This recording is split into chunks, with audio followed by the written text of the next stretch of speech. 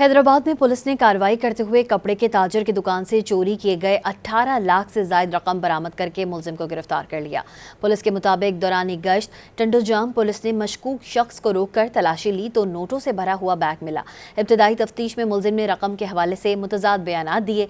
मुलजिम ने एतराफ़ किया कि कपड़े के ताजर की दुकान से 18,45,000 चोरी किए थे। मुलजिम उसी दुकान पर मुलाजमत करता था। पुलिस ने बरामद मुलजिम के खिलाफ मुकदमा दर्ज कर लिया है। पुलिस के मुताबिक दौरान गश्त टंडोजाम पुलिस ने मशकूक शख्स को रोककर तलाशी ली। दौरान तलाशी मुलजिम के कब्जे से मुख्तलिफ नोटों से भरा हुआ बैग बरामद हुआ। तफ्तीश के दौरान मुलजिम ने पुलिस को गुमराह करने की कोशिश भी की। पुलिस ने बैग समेत मुलजिम को हिरासत में लेकर तहकीकात का आगाज किया तो इब्तदाई तफ्तीश में मुलजिम के बरामद रकम के मुताबिक कई बयानात सामने आए। दौरान तफ्तीश मुलजिम ने एतराफ़ किया कि ये रकम 18,45,000 रुपए है।